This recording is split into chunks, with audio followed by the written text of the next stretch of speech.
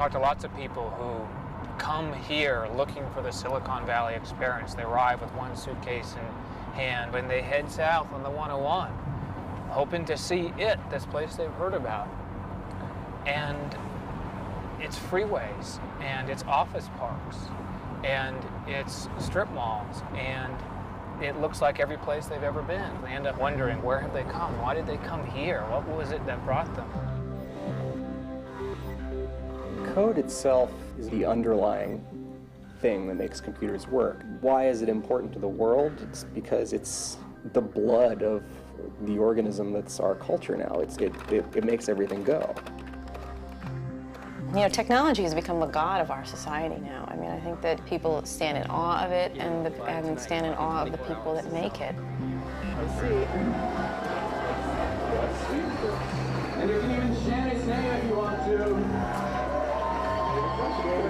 There's a sense that software is a kind of new frontier. You know, it's the old gold rush metaphor, the California gold rush all over again. It's the kind of Hollywood of the 20s. This very small set of people is really defining what our world's going to be like. I mean, you know, the computer becoming ubiquitous and the way we interact with the world more and more mediated through the computer is this very small group of people defining what that world's going to be like.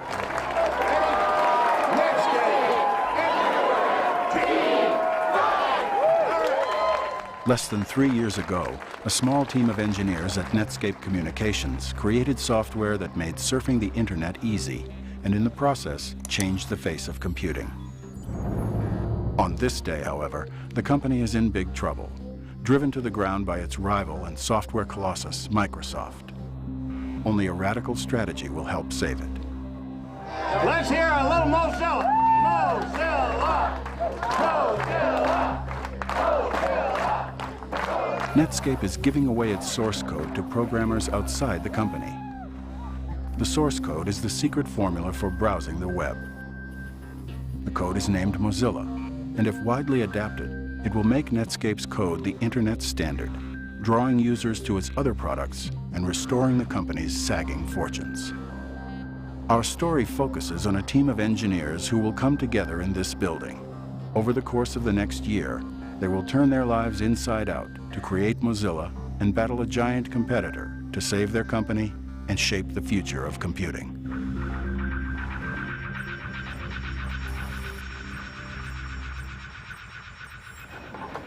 Right now we have a problem that the work looks like it can't possibly be done in time for the date we announced. So we're just trying to drill down on how doomed we are. And sometimes the only way to do that is to get everybody in a room and stare each other in the eyes. We said we're giving you Netscape Communicator on 331. So if we're not giving them Netscape Communicator on 331, we need a way to address that. We can't do anything about it right now, and we're working to rectify The goal is to get Mozilla to developers by March 31st, a few short weeks from now. It is one of the most ambitious schedules in the company's history. It's a joke. I think we've been very explicit about it. Okay, when you make a mistake, correct it as soon as you can. That's all you can do. We've now timed out on my imaginary allotted time for this discussion. Michael Toy, one of Netscape's first employees, heads the team that will prepare Mozilla for public release. We're probably doomed. We're probably going to fail. Microsoft is probably going to squish us like a bug anyway, but just because we're doomed, it doesn't mean, you know, we can't get up in the morning and do work. All rise. The Honorable Michael Toy presiding. And honorable. I mean, I'm pretty flip with my kids about what I do. You know, what do you do at work, Dad? Oh, I don't know. I sit in meetings and I feel depressed and I read email. Oh, you got me. But they think my office is the greatest place in the world, though. It's like, oh, we're going to your office? Oh, yay, yippee, I love going to your office. Because, you know, they play with the guns, and there's free soda, and there's the giant balls. Basically, I work at Disneyland as far as they're concerned. I talk about marathon versus sprint. The hard part is to run with significant intensity the whole way, knowing that if you ever start walking, you're not going to make it. And just keep the end in sight and know that there's this urgency. Jim Roskind, an expert on software security, is brought in to enforce rigorous standards of engineering precision. Imagine if you had a project where you felt Doom was imminent. All the different players wondering, are they pushed beyond their level? Can they think of a way of running faster? Can anyone help them? So that's a lot of tension and anxiety over making this schedule. Jamie Zawinski, free source code evangelist, will enlist outside developers to Netscape's cause. The free source thing is trying to change the rules, right? There are people who have the free software religion. The one thing they have in common is they're all hackers. They all like writing code. So hoping to tap into all of those smart people and get something from it, so that everyone benefits. Yeah, maybe. I don't know. We're talking about 2.5 million lines of code, and every one of them has to be gone over carefully, and in some cases twice. Okay, I think we're ready. With hundreds of engineers converging on Mozilla with new code to enable its release, Tara Hernandez makes sure that their changes do not crash Mozilla and bring everyone's work to a halt. This is how we keep track of all the changes that are going in. Green is good. A lot of changes going in right here, and wham, the build's all died. Okay? All right, bye. No. We're doomed. Some of the worst crashes are reserved for Scott Collins, a veteran code writer who stands by for late-night troubleshooting. Now the moment you've all been waiting for, when one of our lucky videos qualifies. I've been here for about, 60 hours or so. Writing software is different from selling real estate. Selling real estate, you sell to people, the people are asleep at night. When they go to sleep, you have to stop selling real estate. Computers never sleep. We're in the finals. We're going to win $10,000. You can see my cube is decked out a little bit better than other people's. I have a nice couch, little mattress under there I can sleep in. Artwork from my children. I have control of the light switches. This is what I'd like to get. If my wife truly loved me, she'd let me have one. Life is good.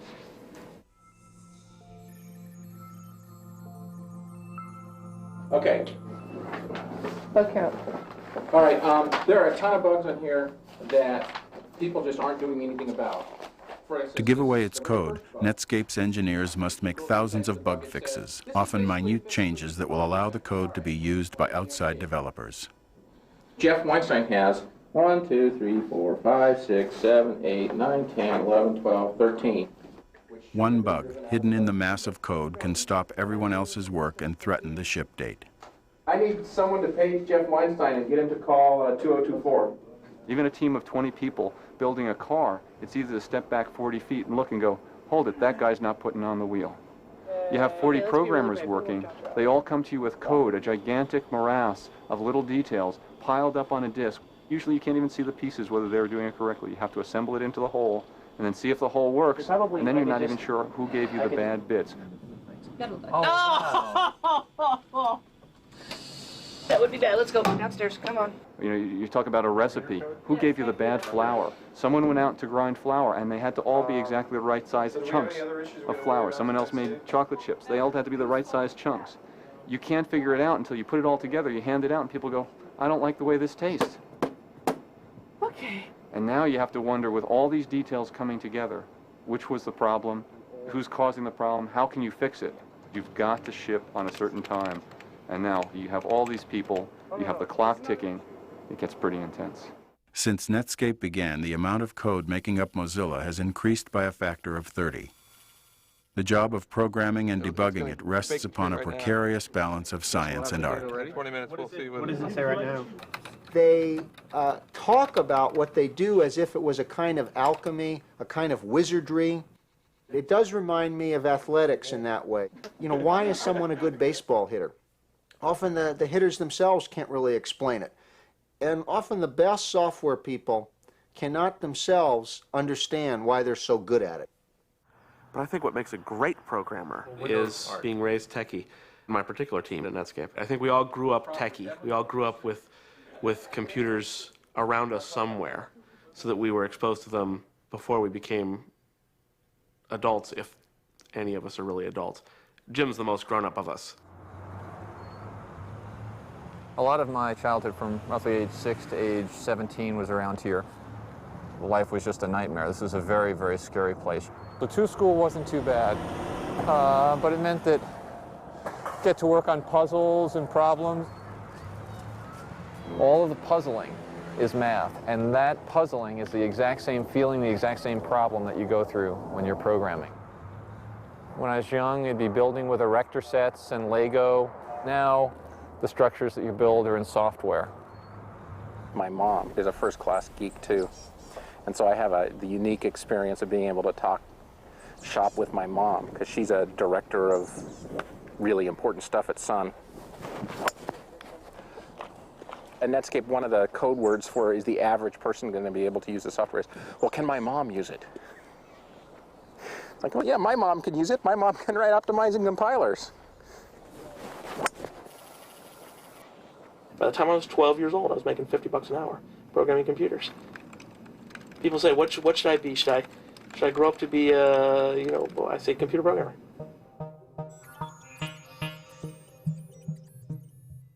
The thing that makes it a youth culture is one's capacity to throw one's entire life on the line with these firms.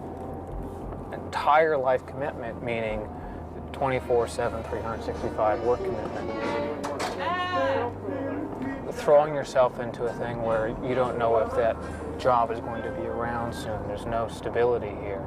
So it's very kind of a weird irony that the very people who are inventing the future can't see their own future. This is a monk-like existence. There are very few women in these societies. These are male societies. They are secret societies. They function very much like the Masons or some street gang. Evil! Evil! Evil! Evil man. Why am I an evil man? Did you not receive mail saying, if you have a Source 331 bug, you will be in here at 1:30? I thought it was 2:30. Now you're evil and stupid. You know what? I'm actually just in a different time zone. I thought stupidity was an excuse, though. A lot of people at Netscape don't get out much because they're at work all the time, but most people's social interaction, I would expect, revolves around work just because so many people spend so much of their time at work. Hey, Chris, it's Tara. How much do you love me? They've been saying the issue. Good. What do you know about like the threading stuff that falls into JavaScript and Java and XFB? Has Gordon been talking to you? All we have left to hold on to really is the workplace. I mean, it is the modern village. People get to know your history. They shrug at your bad jokes. There's a kind of familiarity that and continuity that we don't have elsewhere. Paul, we're going to go out in a while and get something to eat and do stupid things. You interested? Sure. Right. Okay, purpose of this meeting is not to beat up people. The purpose of this meeting is to make sure that as a company we are incredibly focused on getting the bug count to 0. We've been moderately focused up until now. We need to be deadly focused from here on in. Okay, Jeff Weinstein. Is he in this room? He is not in this room. He is not in this room. Did not check in this weekend. True or false? He did not check in this weekend. He did not answer his mail, and he hasn't answered his phone yet either. His locator shows he's with the rest of the colonists. And the old saying is that trying to manage programmers is like trying to herd cats. You know, you want them to be cats. I mean, if you like cats, I mean, because you want what's unique about that creature, but they really don't all like to go in the same direction. Where the hell does Weinstein sit, actually? In less than 4 years, Netscape has grown from a handful of people to over 2,000, and sometimes locating a programmer becomes yet another obstacle for the browser team to overcome. I'd say he's not in there. That would be my guess, straight out. He's not there. When's the last time he was in here? This afternoon. Okay. Tara and I are ready to take a hit out on him. Okay. Well, if you see when he comes back, tell him to panic and run around, and we're like doomed on Mac right now because the person who's working on Mac is like waiting for data, right? You should go around and get like every person in the company saying doomed. Netscape's predicament has much to do with this man, Bill Gates, whose company, Microsoft, has made him the richest and arguably the most powerful man in the world. All right, if we could have order, we'd like to begin. Viewing Netscape's browser as a potential threat to his computing empire, Gates has moved swiftly, making his own browser free, and Netscape claims also engaging in unfair business practices to take away its customers. But we need to explore today whether you and your company have crossed the line. Or, on the other hand, whether this is just the carping of disgruntled rivals. Netscape CEO Jim Barksdale argues his company's case before the Senate. And certainly nobody here on this panel is a greater admirer of Mr. Gates or his company than I am. But we do ask that Microsoft be held accountable for some of their actions, actions that intimidate PC OEM manufacturers to use their products and exclusionary practices that prevent them from using my products. Not all companies succeed. Some fail to embrace change. This is the way technology in the free market works. The software industry's success has not been driven by government regulation, but by freedom and the basic human desire to learn, to innovate, and to excel. Meanwhile, thousands of miles away, Netscape programmers continue working around the clock in a race to meet Mozilla's release date. These guys, they tend to work very consistently, so they'll just keep working until it's done. They won't stop. They don't need food, they don't need sleep, they don't need anything. Okay, they take pay, but you know, that's A while ago, some people from Harvard came and said, well, how do you develop software? We're writing a book. And I talked about all the things that I thought were really important, and they were just, it felt to me like they were shaking their heads going, oh, gee, he doesn't know about Principle 7, and oh, he doesn't know about Principle 22. And in some ways, they're right. I really haven't got a clue, right? I really like to err on the side of every day we wake up in the morning and say, based on what I know today, what's the best way to get to where we all want to go? I personally, or me and you three of us, do not have time to read all 2 million lines of source code to see that there are no remaining problems. We're going over here, zeroing in on Jeff Weinstein. With March 31st only days away, the team can't proceed until Jeff Weinstein, an expert on some of Netscape's most arcane code, finds time to complete the bug fixes on his list. How you doing? Okay. All right, well, you're officially the most doomed individual in the company, sir. This one I can close, same with this one. Yeah, a bunch of these. Hopefully I'll get most of it done tonight. His goal, he was just going to stay all night, and he was going to get it all done. The good news is actually, I think by about, I'm not sure if it was 9 or 11 o'clock at night, he actually was completely done. Reaching a critical milestone is cause for celebration. I have one bug left, and it's a really, really hard one, but I'm Don't working make on it. me kill you. Close before 3:30. I will close it before 3:30. It'll be good. The bug count is small. There are some bugs that are not currently closed, but most of them are like piddly little annoying things that... Some of it's stuck!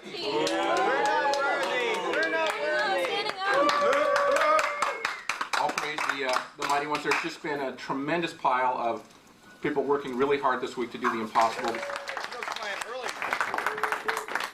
There's this magic phrase that Michael Toy invented, which is Zaro Boogs, which is, it's not quite perfect, but it's perfect enough. You know, 0 bugs, Zaro Boogs. You got a spare monitor upstairs in the Peace Cube, right? Yes, I do have a spare monitor. This is the first big test. Will an outsider actually be able to make Mozilla work? If not, Netscape stands a good chance of missing its March 31st deadline. I thought this was going to be a huge thing. I thought it was going to be like 100, 200 people here, like all in rows, like with Soviet style. Yeah. Compiling. Well, we're nowhere near that organized. Alright, looks like it's all there. Here we go. Yeah. Wow. All good. It's pretty simple how stuff's built. It's just there's a set of scripts that are set up to say exactly what to compile, and then they all get globbed together into Mozilla, hopefully. Here it is. Yeah. If you get it to work, then it means anybody can get it to work. That's true.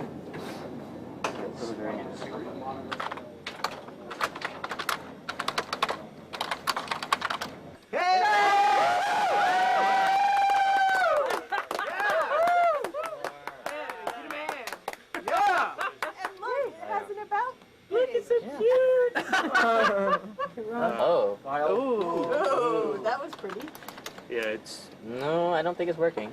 Well, go to the... Whoa. Oh. You crashed it. Elf, shop of food. It's actually going really well. I didn't think we'd actually get somebody to build this quickly. We had to do one small adjustment, and it worked. With the source almost ready to ship, Netscape must explain the significance of Mozilla to the press. Basically, what we want to do is we want to give them a little bit of the history And then we want to go into what's actually going to happen tomorrow. The other important takeaway then too from this is that this is a really exciting, cool thing. Good afternoon, Forrester. Hi, Stan Dolberg and Eric Brown, please. 1 second. Leave your voicemail for Stan Dolberg. I'll transfer you now. Good afternoon, Forrester. Hi, this is Maggie. I'm calling from Netscape, and I have a scheduled conference call with Stan Dolberg and Eric Brown, and I just got Stan's voicemail. Netscape hopes the press will greet Mozilla with the same enthusiasm it had for the company in its early days. At 11 a.m. this morning, Netscape stock went public and Wall Street went bonkers. Initially offered at a price of $28 a share, Netscape shot up to $72 within minutes. The stock is bid up at extraordinary levels in the first couple of really days and weeks of its introduction. It is the biggest initial public offering in basically Wall Street history. Good afternoon, Forrester. Hi, this is Josh Walker. Today, less than 3 years after its record-breaking IPO, however, Netscape's story generates a different response. Are you there? Yep. As you know, tomorrow is March 31st. Yep. So that means source code will be made available to the developer community, and we thought we would just catch you up to speed and walk you through that and see if you had some questions. Either I'm brain dead or it takes a lot of effort to communicate. And so I'm concerned that while you all know what it means, I'm not confident that it's coming across to the press. Right, I think those are good points.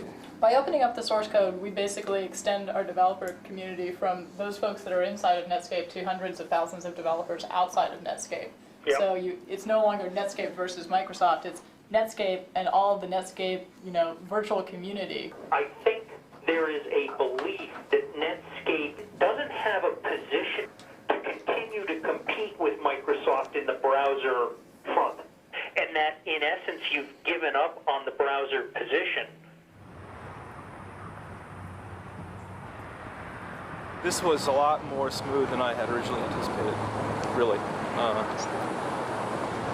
I'm still waiting for the major bump in the road that's going to happen sometime between now and tomorrow afternoon. In software development, there's always a bump in the road. We just want to hear the Apple story.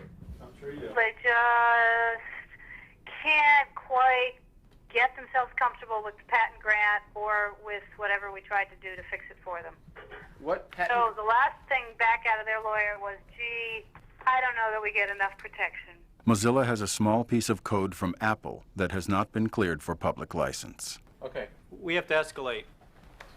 Hi, this is Mark Andreessen. I called a few minutes ago my wife. and left a message. We're trying to get, the problem is I can't get phone, there's no one at the Apple switchboard, so I'm having a hard time getting phone numbers for people. Awesome. You checked it in? Yeah, what was it? Hold on, 620.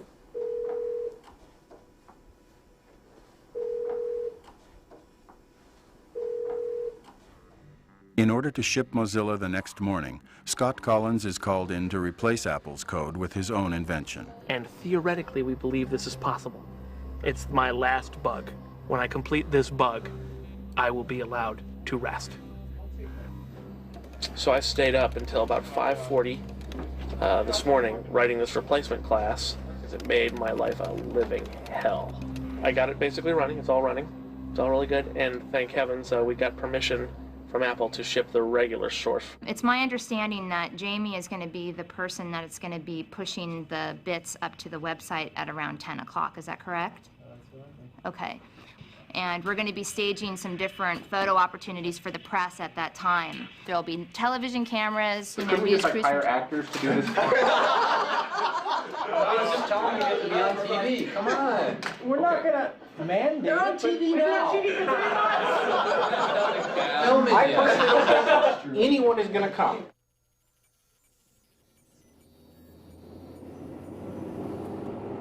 One way to learn to run a marathon is put a person out 26 miles into the desert and say, that there's this bomb on your back that's going to go off in a certain length of time if you don't get into the town.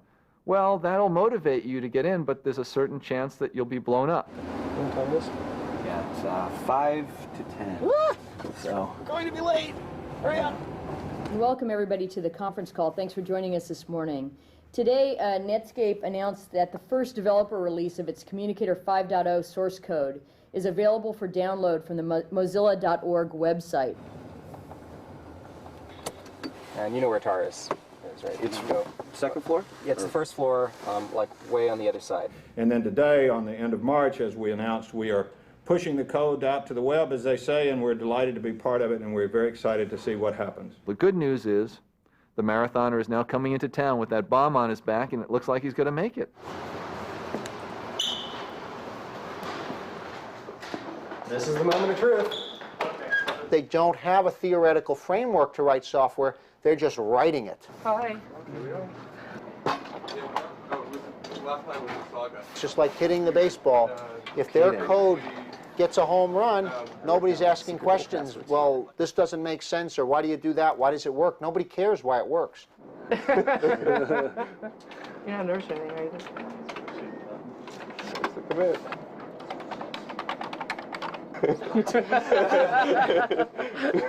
Wait, this is bad. What's that? Well, It's not connected to... the machine that controls the FTP push is like not answering. Is it loaded? It's blast, not blash. No. Oh. Yeah, maybe good reason not to... Oh. That bin, yeah. Duh. Okay. We're Okay. up. Yay. It's soup. Mac's there. Unix is there. Windows is there. We're done. We're done. It's up. We're done.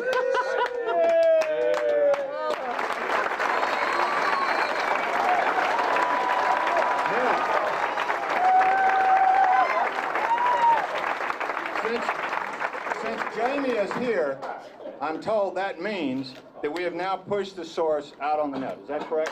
Actually, we decided not to. Any funny? It was just a stupid idea.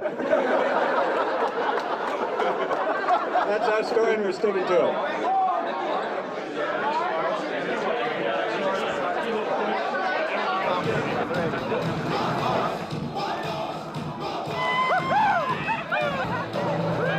For a moment, everyone at Netscape takes a breather. I think it's going to work out. In the first hours of its release, the source code is downloaded thousands of times. But the number of downloads is no guarantee that Netscape will receive enough valuable contributions to help the company reverse its slide. He's known as Pavlov to me. He's Pavlov at Pavlov.net. On IRC, he's Pavlov or Pav or Pav sleeping or Pav tired up too late. And without him, I think we'd be months behind. Netscape's notoriety draws code writers from around the world willing to work on Mozilla without pay. One such contributor comes from rural Georgia. I have been amazed over the last 2 or 3 years when, especially his mother would come tell me, well, so-and-so called from maybe New York, and they were coming to Atlanta, and they wanted to talk to Stewart or see him, and they were going to go down and have lunch. Well, I'd say, who is this person from New York? And then all of a sudden, well, he's been working with Stewart on some programming issues for a year or so, and he wanted to come down and meet. He said, well, did you tell him you're only 16? I had no idea. And that's great. That's a wonderful thing because he's contributing. It doesn't matter that he's young. We're in the place we call the cave. We just shut the door, and this is where he does whatever he does. It is flabbergasting to think that your child has done something for this worldwide company instead of his homework. I went and looked back at the older code, and I was really frightened by how incredibly messy and just awful the code looked. It would have taken you years to try and figure out what it was doing, so we basically did it from scratch. Pretty much I'm providing the code that makes the browser show everything faster and more efficiently than it used to. His keyboarding is almost just like talking. It's just an expression. He can express himself that way, and it's just totally unconscious almost, just a part of how he communicates. In the past, free code contributions helped build the internet. How a commercial enterprise will benefit from free code remains a big question. Well, it's certainly my hope that the enormous amount of new people that no one company could afford to have working on any product now contributing to the Netscape Navigator Communicator will make a significant difference in the improvement of the product. How that works against any competitor remains to be seen.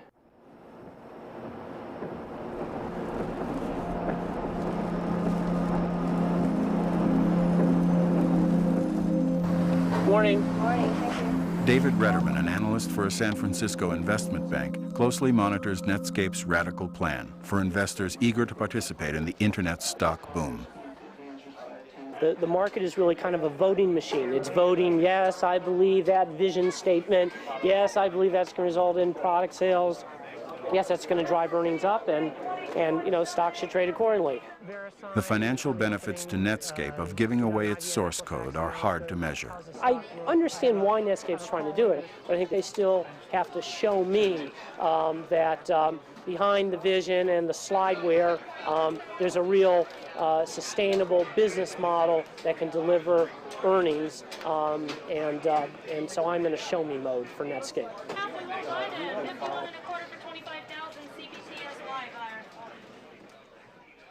Now, my job will be 3 times as hard as it was yesterday. It was already 10 times harder than it needed to be, right?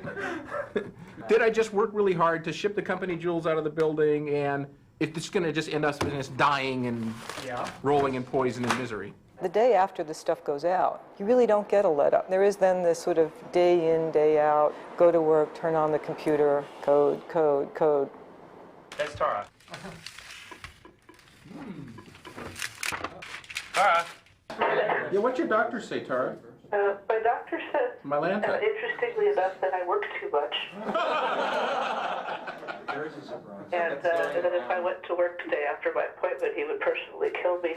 I have an agreement with myself that by the time I'm 35, I'm either going to be a high school teacher or a bartender, but anything other than a position in the high-tech industry. Otherwise, I'll probably die by the time I'm 40.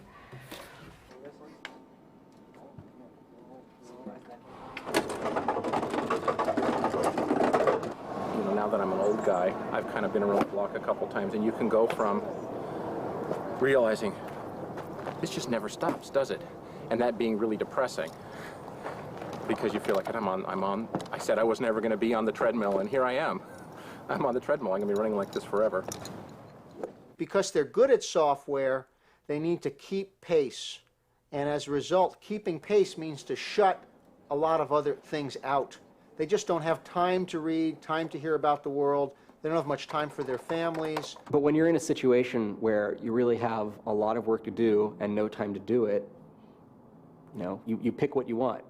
Some people pick wanting to have a family. Some people pick wanting to get some software done. Christopher was born right after I started at Netscape, and I basically missed the first 2 years of his life because of the intensity. I'd work till about 7 or 8 o'clock, come home, eat dinner, put the kids to bed, and then go back to work or work from home until 2 or 3 in the morning, and I was like the dad zombie. He would call and say, I'm on my way home, and then it would be 2 or 3 hours, and, the romantic dinner candles had burned down, and I was thinking he was dead by the side of the road, so, if 24 hours goes by and I don't hear from him, I pretty much know where to find him. I live in Michigan, and I commute. So it's quite a long commute. I don't make it every day. I only make it about every 2 weeks or so. But there's quite a time change.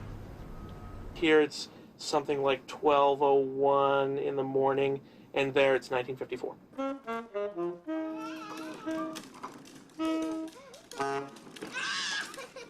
The motivation for moving back here is I wanted to get into a community, put roots down, and feel settled. And life is just different out there. It really is. I mean, here people work at a car factory or whatever, and they're 30 years and out. If you want to go over there, sure, that's fine by me. We spent 45 minutes talking about his whole story from job to job to job to job. And I thought it was pretty cool. He had over, over 10 or something jobs. He seemed to do it a lot during particularly peak stressful times, baby due in 2 months, I'm changing jobs now, dear. I like when everything's changing. That makes it exciting. That's why I do it. It's something to be in the storm, right in the middle of it, and seeing everything new happening and putting it all together. It's really exciting. It's almost addictive. I wouldn't want to leave it, that's for sure. At times, it's a clear sacrifice of elements of your personal life. I have to work very hard, but I have the chance of being rewarded for my efforts. The disadvantage, my life's moving on. I don't have any children yet. You realize there's a certain amount of my life that I'm sacrificing, and I'm going to look back, and a portion of this life is gone. In the U.S., we have at least several million people directly making a living from software. And it's the fastest growing group of people in the economy. And it's certainly, in aggregate, the highest paying field of its size. I mean, yeah, you've got baseball, you've got Hollywood. But, you know, when you really think of a group that has millions of people in it, these are the highest wages anybody's ever seen in the United States.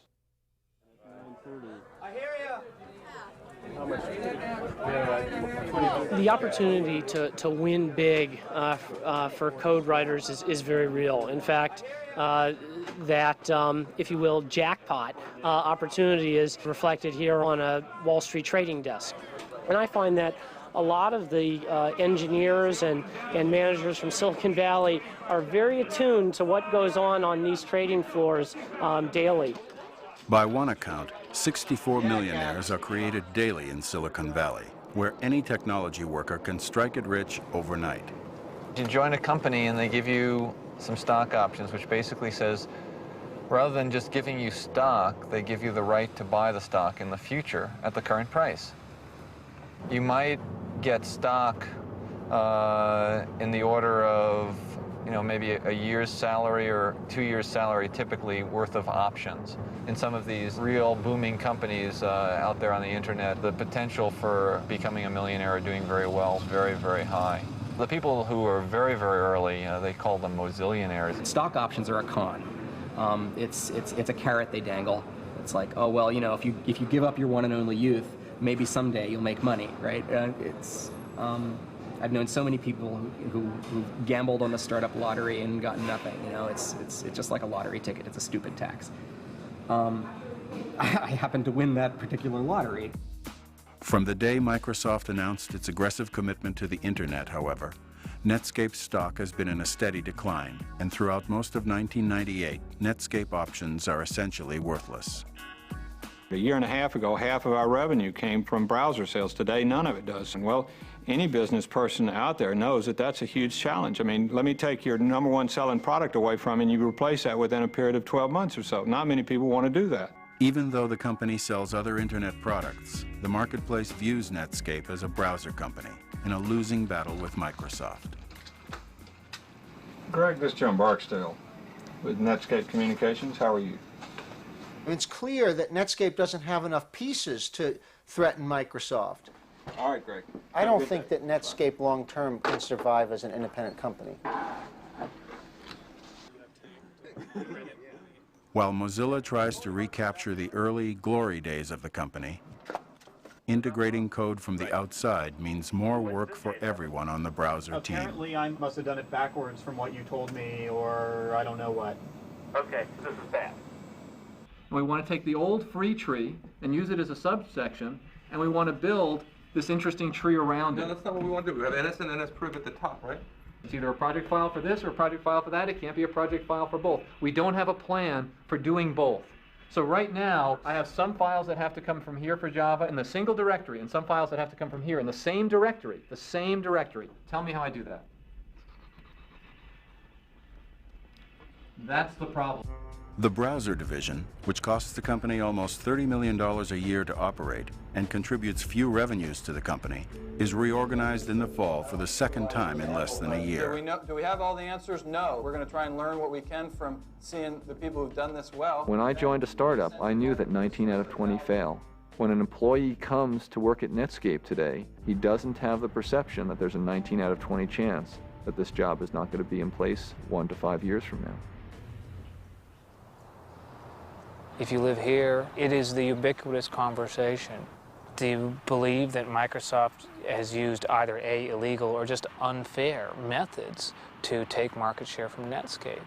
And if the heart and soul of this industry is opportunity, is egalitarianism, Microsoft having achieved its market share on anything other than the backs of its code really riles everybody up.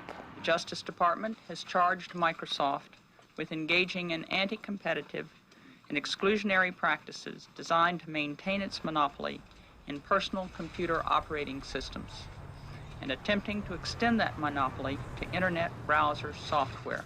Regardless of its case against Microsoft, Netscape has become a victim of its increasing size and the growing complexities of its code. The company struggles to maintain the vitality it enjoyed as a startup. When a company gets to be above a certain size, it's just a process. It's a mechanism for making money, and innovation is like one possible way of doing that, but it's a risky way. So big companies don't do that. Microsoft actually doesn't do very much. They buy companies. They wait until someone has done something interesting, and then they acquire them, and then they milk it for all it's worth. And I mean, I don't mean to pick on Microsoft, because lots of companies do that. It's just a normal way of doing business.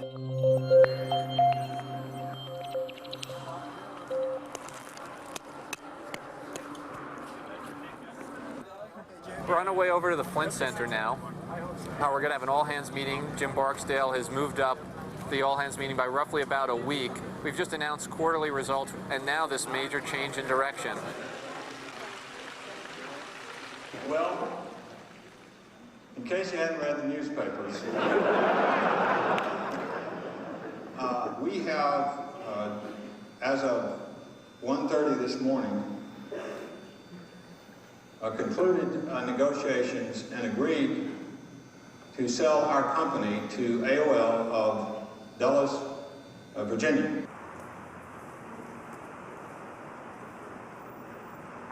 I can't imagine that day when they announced the merger, that they weren't like, oh, I don't believe this, you know, sort of a nightmare scenario. Although, you know, the worst one would have been Microsoft's buying us, I guess. You know, then they would have, you know, you'd have seen like this flow of cars out of Netscape. 6 months ago, they were insulting AOL's technology. You know, it was a service for idiots. Congratulations, Skippy. You've got mail. Netscape was not unusual in the way they felt about AOL in Silicon Valley. I mean, it's very clear that nobody had any respect for the company. One of them at Netscape called Steve Case a soap salesman because he used to work at Procter & Gamble. The soap salesman bought them. The quote that came out of this article was Netscape, something along the lines of, "Live fast, died young, and left a tired corpse." And I don't know that I agree with that. I don't think Netscape's done yet. They bought us because they like us, they like what we do, and they don't want to disturb that formula. So their plan is to not damage us in any way. There had been a lot of speculation out on the net, you know, in the free software community, like, oh, well, this is it, you know, it's all over now. AOL is just going to screw everything up. So I wrote this thing that I put on the Mozilla.org site that laid out the worst case scenario. Like, well, okay, even if everything goes wrong, it's still not as bad as you're saying it is, because the nature of what Netscape did meant that the code belongs to the community now. A few days later, I got email from Steve Case saying, we think what you're doing is a great thing, and it's part of the reason we bought the company. We plan to keep it going that way. So as far as Mozilla.org and Netscape and AOL's contribution to the open source movement goes, he says it's going to continue. The merger with AOL creates a windfall for shareholders that will give Netscape employees the chance to cash out and move on, causing speculation in the national media about AOL's ability to retain Netscape's key people. And already I hear, you know, that the AOL people have come into Netscape and said, you know, this is the AOL way. Well, it's not going to work at Netscape. It's got to be the Netscape way with help from AOL. I suspect some of them will leave. You know, they don't want to be part of AOL. Some people just like the startup mentality, and those that want to sort of be part of a juggernaut are going to stay and be part of the juggernaut. I've been at Netscape for 3.5 years, and it feels like forever. AOL's focus and Netscape's growing focus has been marketing and advertising and all that stuff, and that's not nearly as interesting to someone who's sort of a techno-fetishist. You know, I'm switching jobs, I'm selling my house, I'm moving, switching towns. that's life for startup land. I'm still young and stupid, as I like to put it, so I can get away with doing stuff like that. A year and a half ago, so Tara comes to me. She says, I want to be a manager so bad that I can taste it. So we finally said, all right, you get to be a manager. And like within a week, she said, why did you ever let me do this? And Tara's turned out to be like one of the Netscape's greatest managers. So here's to Tara, the release team manager. Tara leaves Netscape for an e-commerce startup, missing out on a big jump in the value of her stock options in hopes of a bigger payout at her new company. Free Mozilla! Free the source! Mozilla! Free the source!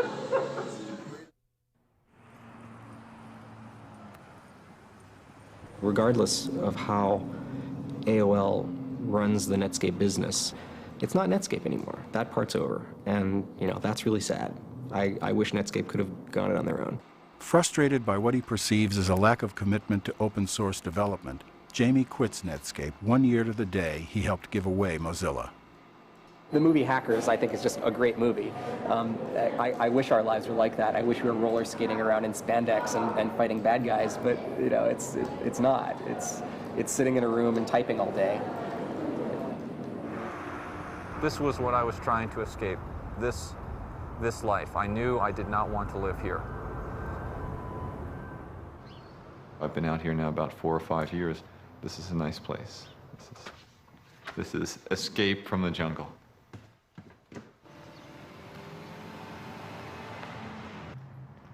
Jim Roskind is promoted to Netscape's highest engineering rank.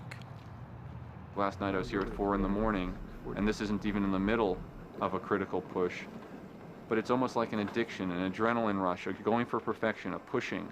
And then, as you see the results, you get the feedback to push harder. I really shouldn't comment on this since I'm just as foolish as everyone else, but I'll just go ahead and do it while admitting that I'm foolish. There's just a tremendous quest for material wealth here. It's like the gold rush all over again. This is going to be the playhouse, and then this will be like a front porch with maybe little flowers and stuff, so it'll be like a cute little house. I went to Netscape because its main purpose was to generate cash based on this internet thing. That's like what we're going to do. We're going to get rich. It just took a heavy toll on our marriage, and if it wasn't for God's grace, we wouldn't have made it. Why I use God's gifts? Michael burned out. Michael came to a place where in his own life where he said the cost is too great. I'm not going to do it anymore. If people would look at this and say, oh, hey, this is a cool thing, I'm going to start a startup and get rich quick, I would just have to say, you need to count the cost, because you can't ever retrieve the time that's lost. Michael Toy, Netscape employee number 6, achieved his goal of financial independence and retired from Netscape shortly after Mozilla's release.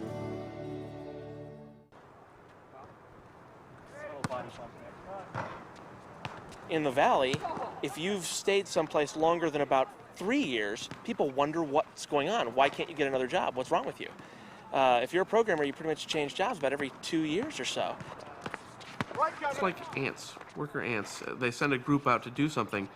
As that group approaches the task that they're going to do, some ants leave, more ants come on. By the time it gets to the target, it could be a totally different set of ants. I think as we distribute the set of work that we're doing and more in the information age, it'll be more like that. Scott Collins continues to commute to Netscape from Michigan. There's a lot of pressure right now to complete our product on time. Sort of weighed in with the ridiculous acrobatics the stock is doing. We were a $20 company. As of this moment, our stock is like $172. So it's hard to be depressed about the amount of work you have to do when every other cube holds a millionaire. When the deal with AOL closes in the spring of 1999, the value of Netscape's stock more than doubles since the merger's announcement. Netscape married right. They hitched their fortunes to AOL. When the transaction was announced, the implied valuation was about $4.2 billion. When the transaction was completed, the transaction was valued at $10 billion. So in effect, about $5.5 or $6 billion of net worth was created. So I think it was the very clever deal making of Netscape management that kept them in the game much longer, and Netscape shareholders benefited quite considerably.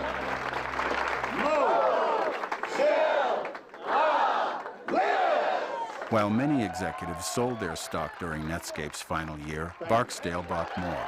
And after the merger, he swapped his shares for more than $500 million of AOL stock. Another young man comes west to seek his fortune on technology's new frontier. I'm a little bit nervous going into this interview because I'm not entirely sure what to expect. It's a long way away, 3,000 miles, a long way for your child to be, but this is a place where there's a lot going on that he's very interested in, and I think has some talents in this area. And I really think that this may be kind of home for him as far as being able to work with people that he can actually talk to.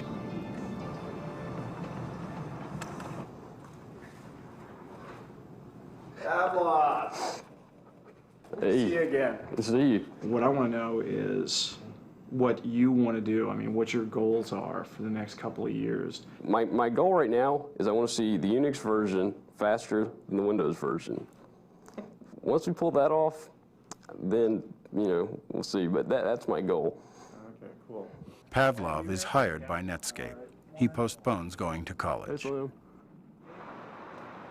Taking part in what one investor has called the largest legal creation of wealth in the history of the planet, David Retterman moves to a new investment bank.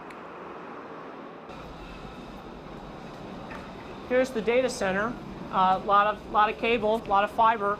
These can be sort of, you know, internet connections. They can be our trading lines, our phone lines.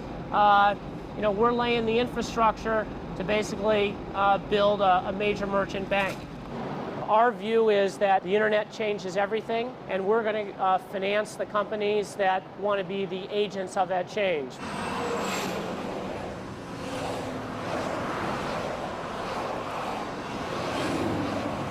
Look at this intersection. We've got a bank here. In 2 years, you know, this may not be here. Why not bank online? Gap's website is one of the most successful commerce websites on the market. I don't even know why Gap's renovating this store. Why aren't they investing more in their website? I don't know what this intersection may look like 2 years from now. When I started, people didn't know what HTML was, what the World Wide Web was, and all of a sudden, the power of the internet that had been there for years was available to everybody in an easy way, point and click, the universal language. It's like Fantasia when Mickey is standing over the book that's open on the mountain and he's looking in to see what to do, and he does something. He doesn't really know what he does, but it makes something happen. And of course that thing gets out of control and keeps going. You don't know why it works. You don't know how it works.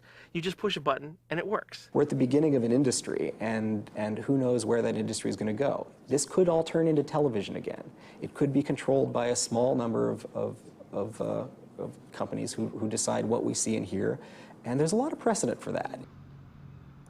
I'm just laying down the tracks, and there are these trains zooming by me. And there's no way I'd want to say that it's a bad thing to have these trains fly by.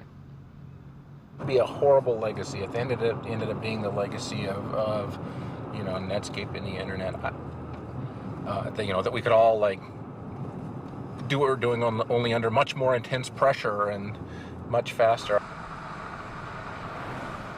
Everything has to change faster, obviously. You know, look at Netscape. It was born and died. I don't want to use the word died, they wouldn't like that word, but it basically was born and overtaken within 4 years. That's pretty fast, I think. They must think it's very fast. Near the end of 1999, the public still awaits Netscape's first open-source browser, more than a year after Mozilla was released.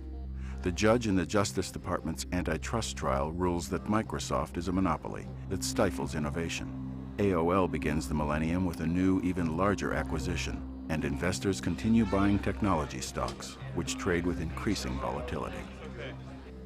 Still, as the internet finds its way into every corner of daily life, so too will legions of programmers and their code, working fast and late into the night.